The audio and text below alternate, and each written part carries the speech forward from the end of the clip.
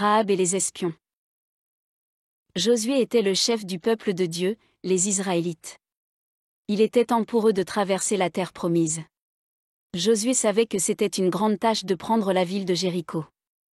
Il avait envoyé 2 espions de l'autre côté de la rivière pour explorer la ville, pour découvrir les gens et voir à quel point ses murs étaient solides. Quand les espions arrivèrent à Jéricho, ils trouvèrent un endroit où rester chez Rahab. Rahab avait fait beaucoup de mauvaises choses dans son passé.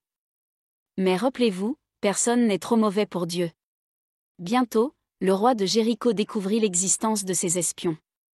Il fut en colère et envoya ses soldats pour les capturer. Mais Rahab avait fait un choix courageux. Elle décida d'aider les espions en les cachant sur son toit.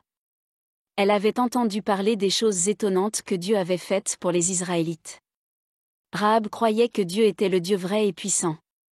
Rahab savait que Dieu aiderait les Israélites à s'emparer de la ville de Jéricho. Rahab aida les espions à s'échapper en utilisant un cordon rouge.